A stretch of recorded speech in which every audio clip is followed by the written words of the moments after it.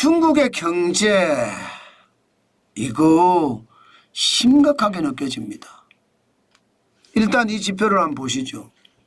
중국의 소매 판매 증가율인데 11월 달에 증가율이요 전년 대비해서 3% 늘어나는 데 그쳤습니다. 10월 달에는 4.8% 늘어났을 때 그때도 말입니다. 시장에서는 시장이 예측치보다 낮은데 아니 돈을 엄청나게 뿌렸는데 왜 소매 판매가 안 되는 거야? 이렇게 이야기했습니다. 그래서 11월 달 가면 소매 판매가 좋아지겠지 이렇게 예상을 했어요. 웬걸이요? 11월 달 오니까 더 떨어졌어요. 그러니까 중국이 발칵 뒤집히진 거예요. 왜? 아니 돈을 말도 못하게 뿌렸잖아요. 경기 부양책 1탄, 2탄, 3탄으로 해서 1탄에는 우리 돈으로 248조 원, 2탄에는 38조 원, 3탄에는 1937조 원을 뿌렸는데 소비는 안 살아나는 거예요. 소비는. 소비가 최악으로 치닫고 있는 거죠. 시장이 예측치보다도 훨씬 낮습니다. 그러니까 중국 경제는 지금 디플레이션 함정에 빠진다 이렇게 생각합니다. 디플레이션 함정. 디플레이션이라는 게 저성장의 저물가잖아요. 저성장의 저물가가 될 거라고 지금 시장은 예측합니다. 이미. 왜 이렇게 시장을 예측하느냐. 소매 판매 증가율이 낮은 것도 그렇지만요. 아니 기본적으로 고정자산 투자율이 떨어졌어요. 3.3%로. 10월 달까지만 해도 3.4%거든요. 떨어졌잖아요. 이게 지난 6월에는 3.9%란 말입니다. 3.9%는 턱도 없이 부족합니다. 3.3%로 떨어졌죠. 고정자산 투자만 떨어졌느냐. 아니 산업생산도 시장의 예측치보다 낮습니다. 올라갔긴 올라갔지만 5.3에서 5.4까지 올라가는데 그쳤습니다. 그러니까 돈을 뿌린 만큼 산업생산이나 소매 판매가 안 일어났다는 이야기잖아요. 쉽게 말하면 여러분 소매 판매가 많아지면 그죠? 당연히 기업은 투자해서 생산시설을 늘립니다. 그러면 투자도 늘고 당연히 생산도 늘고 이렇게 되는 게 일반적이에요. 그런데 소매 판매가 예상보다 안 느니까 고정 투자도 안 하고 산업 생산도 시장의 기대치보다 줄고 이게 중국이 끝장났다 이런 얘기하고도 일맥상통합니다. 그만큼 중국의 상황이 좋지 않다. 왜 제가 끝장났다는 표현까지 쓰느냐. 이거 보세요. 신규 주택가격 지수 2024년 11월을 보면 마이너스 5.7%입니다. 이거에 회복이 된다고 이야기는 해요. 10월이 바닥이었다. 마이너스 5.9%가 바닥이었다. 이렇게 이야기하면서 11월은 마이너스 5.7%가 됐으니까 좋아지는 것 아니냐. 이렇게 이야기하지만 시장은 그렇게 보지 않습니다. 돈을 풀었는데도 소비가 일어나지 않는 거 보니까 시장이 예측치보다 낮는 걸 보니까 이게 집을 사는 것도 그만 하겠다. 그렇게 예상을 합니다. 다시 말해서 어렵다는 뜻이죠. 결국 말입니다. 시장에서는 그래 이래도 안 살아나면 미중 충돌이 붙으면 어떻게 될까. 그때는 진짜 중국 경제가 중국몽이 아니라 중국망이 되는 것 아니냐. 시장 참여자들까지도 우려하고 있습니다. 실제로 그렇게 우려하고 있는 목소리 현실로도 나타납니다. 지금 보세요. 중국 10년물 국채금리를 보시면 2024년 12월 16일에 역대 최저치까지 내려갔습니다.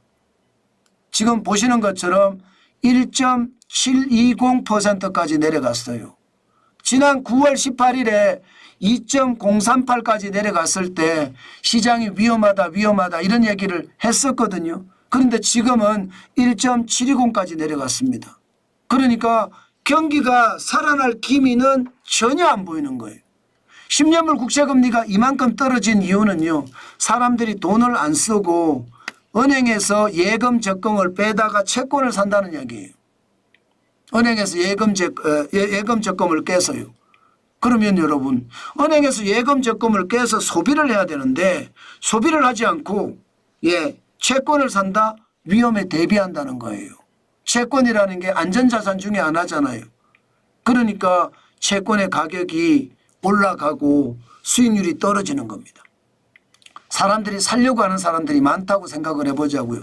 채권을 살려고 하는 사람이 많아요? 그러면 기본적으로 어떤 일이 벌어지느냐. 아니 이자는 좀 덜 줘도 돼요. 그러니까 수익률이 떨어지는 겁니다. 살 사람이 많으니까. 대신에 액면가는 높이는 겁니다. 액면가는 뭐 5,000원짜리를 5,500원까지 높여도 삽니다. 그러니까 금리는 떨어지고 수익률은 떨어지고 액면가는 올라가고. 저는 이게 지금 중국의 현재 실상이라고 생각합니다. 물론 10년물 국채금리가 떨어진다는 것은 또 다른 의미의 금리 인하도 있다고 판단할 수가 있습니다. 지금 중국은요 어떻게 하든 미중 충돌에 대비해서 금리를 팍팍 내려서 지금 대응하겠다 이렇게 생각하거든요. 보편관세 10% 내지 20% 중국산에 대해서는 60%를 매긴다고 했거든요. 그러면 중국 경제가 와르르 붕괴하고 무너질 가능성이 굉장히 크거든요. 그래서 미리미리 선제적으로 중국의 화폐 가치를 올리는 거예요. 화폐 가치를 올린다? 죄송합니다. 화폐 가치를 내리는 거예요. 환율을 올리는 거죠. 화폐 가치를 내려서 환율을 올리는 거죠. 다시 말해서 금리를 계속 내려서 미국과 환율 전쟁에 대비해서 똑같은 가격이라도 달러로 살 때 중국의 가치, 중국 돈의 가치를 떨어뜨려 놓으면 똑같은 달러로 살 수 있거든요. 그래서 지금 시장에서는 중국이 어쨌든 고육지책이긴 한데 지금 시장은 위험하구나. 지금 중국의 경제는 살아날 기미가 아니라 오히려 더 큰 침체로 가지 않겠느냐. 지금 시장은 그렇게 이해하고 있습니다. 그 정도로 시장은 지금 굉장히 나쁘다는 이야기입니다. 이렇게 되면 우리 경제는 어떻게 될까요? 우리 경제도 마찬가지입니다. 여러분, 대한민국은요 중국의 전체 수출액 중에 거의 25% 가까이를 수출합니다.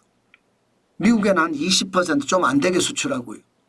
그런데 중국이 저성장의 디플레이션 국면으로 접어들면 우리 경제는요.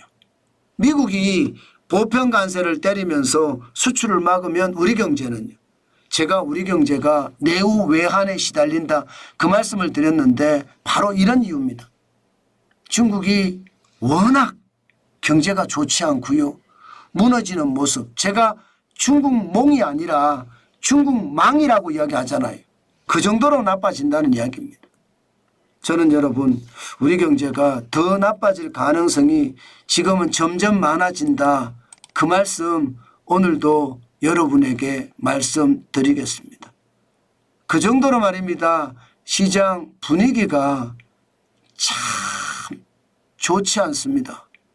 좋지 않습니다. 좋지 않습니다. 그만큼 상황이 나쁘다는 이야기죠. 상황이 나쁘다는 이야기. 여러분 시장이 저는 워낙 많이 변하기 때문에 진짜 충격이라고 생각을 하거든요. 그만큼 시장은 뚫어지게 봐야 됩니다. 아셨죠?